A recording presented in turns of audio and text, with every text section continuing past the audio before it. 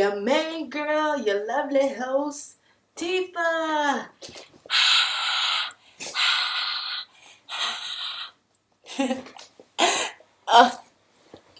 Hi guys, it is Tifa here, back again with another episode of Rehoop in my ginormous shirt that does not belong to me, but for some reason made me feel really comfortable and I just felt like wearing it. Don't ask. I just do this type of shit all the time. Okay, first thing before we get started, I want to say, oh my god, the Pacers won the game. Pacers won the game. Wow. I'm sorry, I actually ended up having to work and I was so excited.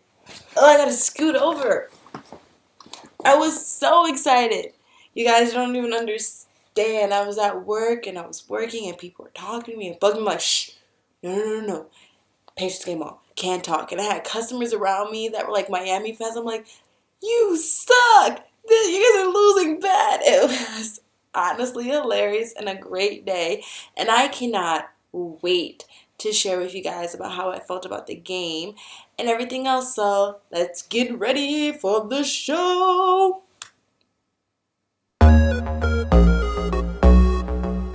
Young Moolah Basin. You thought it was over? Alright guys, so the first topic that we're going to talk about today is something that I think is very hilarious, and I mentioned last night's episode, and it is the NBA's fired coaches and how the NBA is not loyal to anybody. Players, coaches, I think the only people that are safe are GM and owners, and well, there's a whole Donald Sterling thing, so I'm not sure anybody's safe anymore. But if you guys haven't been keeping up, which I haven't, I had to go on the internet and look up because there's more than I thought there was. Some resigned, some didn't. I think one resigned, and who cares? In my brain, in our brain, everybody got fired. So let's go through the list, okay? Fired basketball coaches. You ready? We have Mark Jackson, as we mentioned before, from the Golden State Warriors. We have Mike Woodson from the New York Knicks. We have John Lawyer from the Detroit Pistons. Detroit basketball. You don't understand it unless you've ever been to a Pistons game. If you haven't, you don't know what you're missing in your life. All right. We have Mike D'Antoni. Thank God. Oh my gosh. You know what? If I can find it, I'm going to put the video up of me saying off with his head. How I feel about D'Antoni's coaching.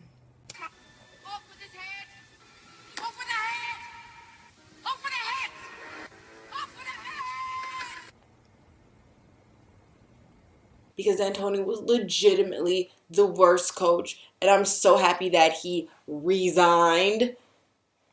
He just did it because he's about to get fired. Who cares? Lakers are without him. So happy. Where was I? Mike Brown.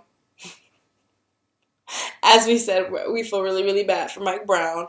May your career rest in peace, because you got fired from the Cavs for a second time. Timberwolves, Rick Alderman, and the Utah Jazz, Tyrone Corbin. Now, I don't really know much about the Timberwolves or the Utah Jazz because I don't really give a fuck about those teams. But I care a little bit about Utah Jazz just because my boy Trey Burke plays for them. And as I've stated many times, I am a Michigan alumni for forever. I represent my U of M Wolverines to the day I die. If you cut me, I bleed blue and maize. I'm just saying. But maybe, hopefully, if this coach leaves, Trey Burke can do better and becomes a superstar that I know he is and I know he can be. Cross his fingers. Okay, so the funniest thing that I think about is that I'm pretty sure that being an NBA head coach is the most unsecured position in the world.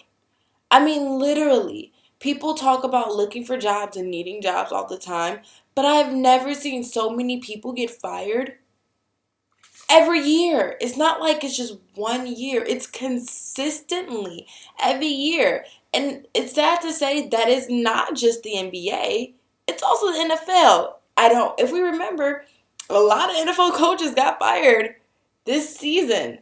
It's kind of really messed up because these coaches give their life to the team. I mean, some coaches get high blood pressure and they like get cancer and they do some really crazy shit while they're still supporting this team. And then the teams are just kind of like, oh, you didn't win enough for us, or we didn't have a good win season, or blah, blah, blah. And it's not even like it's over a period of time. It's kind of like it's over a season or two. You didn't do good enough for a season or two. You out of here. That's kind of fucked up. Where's the loyalty, NBA? Where is the loyalty to your coaches? Okay, so this blog is, I want to say 95% about basketball, seeing I do keep putting my 2 cents in everything. But I want to touch on an NHL topic really quickly, and it ties into basketball for the simple fact that I hate NHL season because it coincides with basketball season, which means that 9 times out of 10, when there's a basketball game, there's a hockey game. And it's not just any hockey game or any basketball game.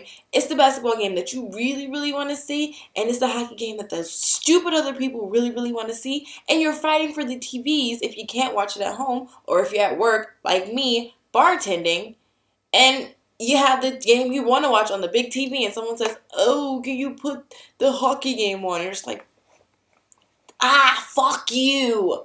No. But you can't say that because they're the guest and you kind of gotta listen to them. It sucks. But I generally hate one specific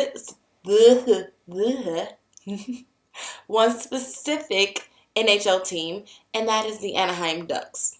Now, as again I stated that I am a true, all Detroit fan. So I love my Detroit Red Wings. I support my Detroit Red Wings, even in California. And when I got here, I learned that Detroit Red Wings and the Ducks actually have some kind of rivalry, which I think is hilarious, but apparently that's what's going on.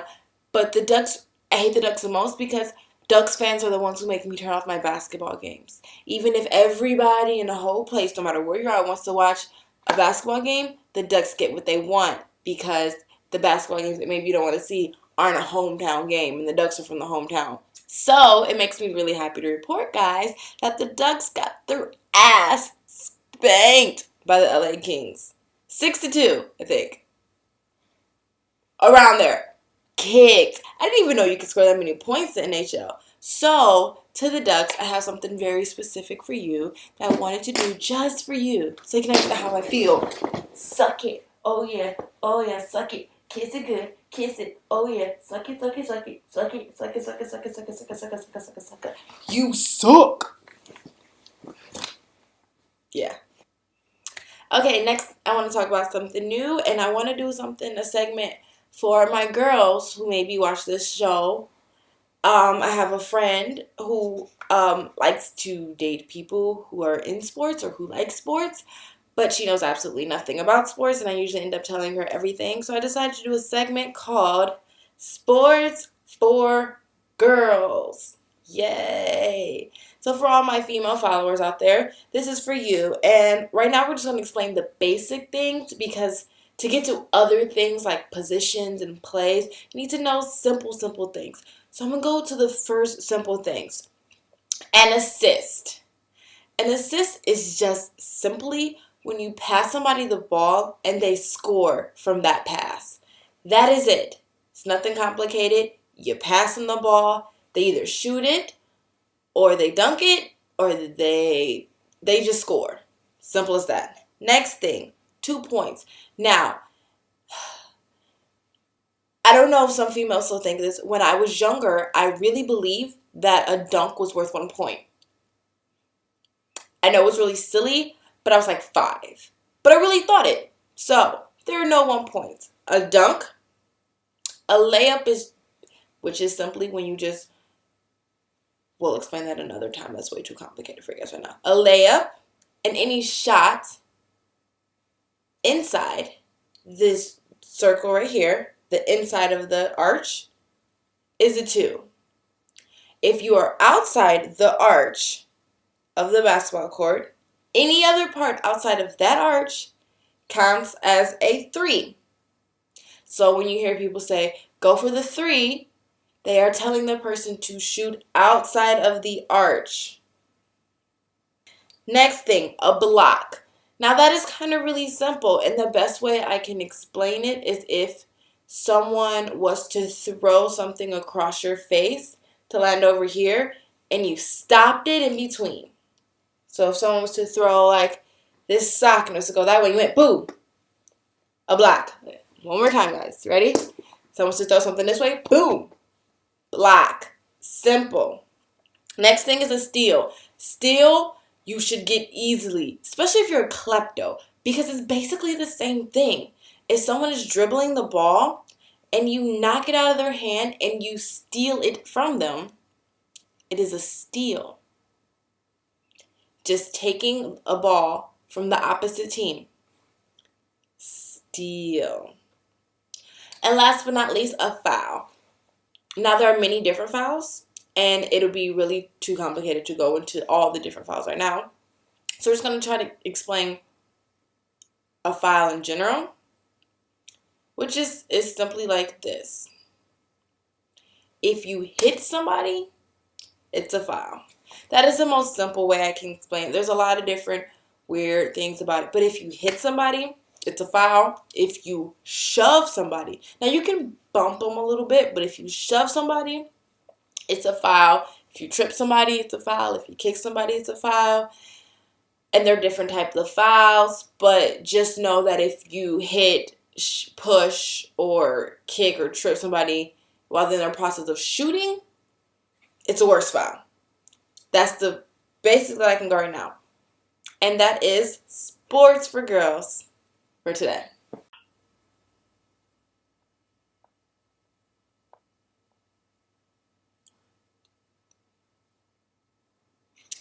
Alright guys, the next thing we're going to talk about here is the NBA lottery, which is going to be this Tuesday, the 20th at 8 p.m. Eastern Time. And for those of you who are my Cali followers, that is 5 p.m. Cali time. So set your timers, your clocks, whatever. It's kind of cool to watch it just because if you've never seen it before, it's not as boring as the actual draft pick. I mean, the draft picks are interesting for the first, 20-ish. But then it gets really boring. This one is interesting. It's interesting to see who the misfortune teams pick as the representatives. Because sometimes it's really interesting. I've watched it and little kids are there. And it's really cool. But it's also, it's more like watching, oddly enough, a lottery pick than it is anything else. So what it is, it's going to be ping pong balls. And if you are the worst team, you get more balls in. If you are the least worst team, then you get less balls in. So I'm going to explain this to you. There's 14 teams. There's 14 top draft picks. Honestly, anybody wants to get picked top 10. That's just kind of how it is. But I'm going to explain, I'm going to tell you who has the best percentage-wise. And then you guys can decide who you want to vote for. I am, of course, voting for the Pistons. Duh. All right, you have the Milwaukee Bucks with 25% chance of being, and this is the 25% chance of being first, having the first draft pick, which is obviously the most important thing. You have Philadelphia 76ers with 19.9%, and that makes me really sad because the 76ers started off so good and so strong, and they were one of the first teams to beat Miami in the beginning of the season. And now they're the second worst team in the NBA this season. That kind of sucks a little bit. All right, what else do we have? We have Orlando Magic with 15.6%, and they have obviously not been the same since Dwight Howard left. We have the Utah Jazz with 10.4%, and bittersweet. Trey Burke can get help, but I wish Trey Burke was a more standout and helped them out a little bit more, and they wouldn't be in this position. Boston Celtics, 10.3%. Ha, ha, ha, Celtics. Los Angeles Lakers with 6.3%. Sacramento Kings with 4.3%. Detroit Pistons with 2.8%. And that's kind of bittersweet because they don't have a good chance of getting the number 1 draft pick. But we didn't do as shitty as the Lakers did or the Celtics did. So, small victories. All right, what else do we have?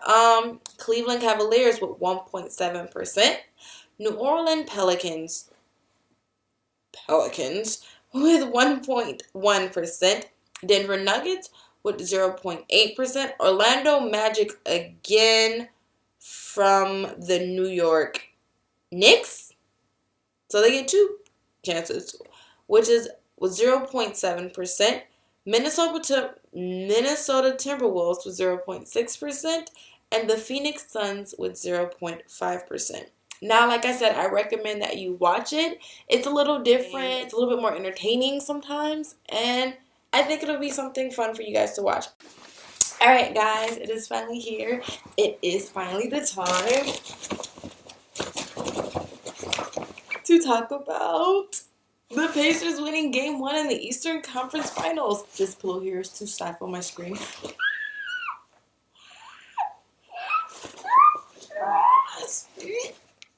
Yes. Oh my gosh. I haven't had a chance to be excited about it all day. And guys, I am so very, very excited about it. Super, super excited about it. I will keep this pillow here just in case I have the need to scream again. Oh my gosh. I am so happy for it. I told you guys. I told you. All y'all Miami fans. I told you.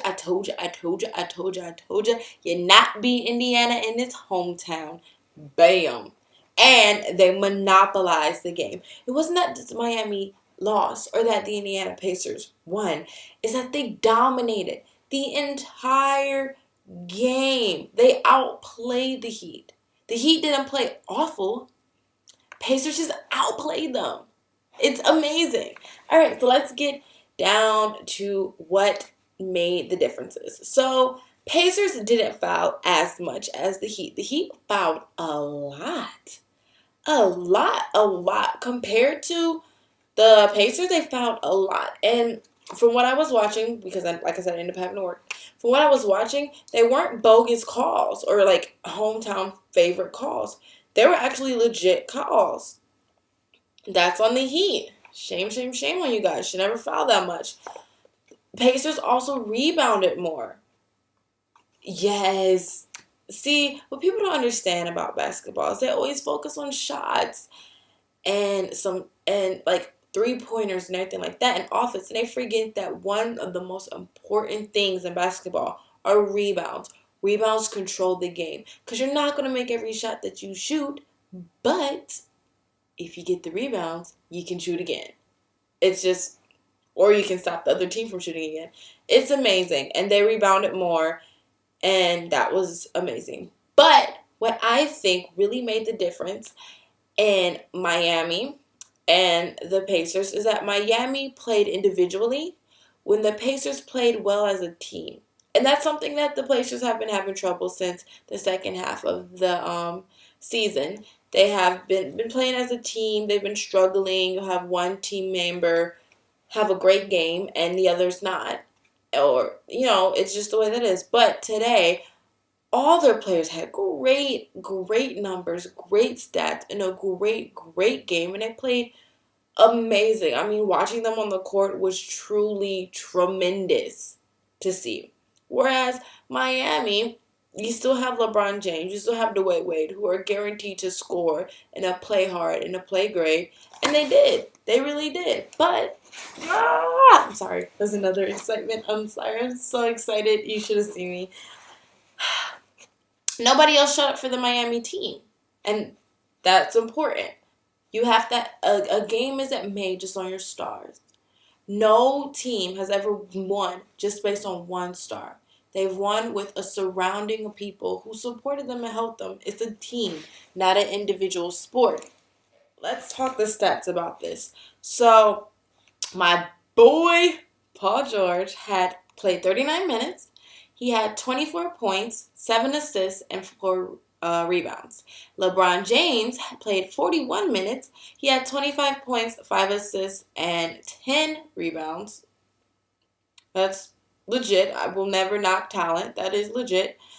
D. Wade played 39 minutes, had 27 points, 4 assists, and 1 rebound. And Roy Hibbert played 39 minutes, 19 points, 3 assists, and 9 rebounds. So the bigs definitely came out for both teams today, and that was good. The difference is that Miami had their 2 main people come out, but everybody else didn't play well. Whereas the Pacers had their 2 main people, and everybody else played well. David West had a great game. Stevenson had a great game. It was a really good game to watch. And it seems like that's the reason why Miami lost and the Pacers won. It's the same reason. It's total team.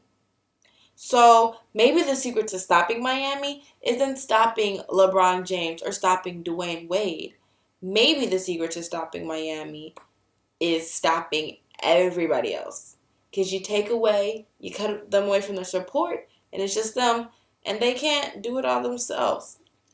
One of the big things I want to talk about was that flagrant fucking foul by Chalmers.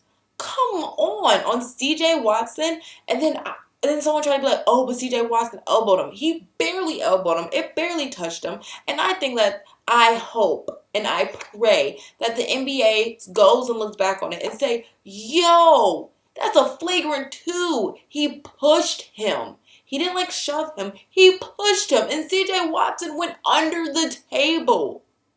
It's not like he just fell to the floor. He fell under a table. A table! For heaven's sake. See, Chalmers, out. You should be out. You shouldn't play anymore. You pushed the dude while he was midair. And that's why I don't like Miami. They cheat. You push a dude while he's in midair oh my God, I can't stand Miami. And they're cheating. That was, And the fact that it was only a flagrant 1 and they had to review it before they considered it a flagrant 1 was ridiculous. He clearly pushed him. How did he end up from going to make a layup to under a table in 3 seconds?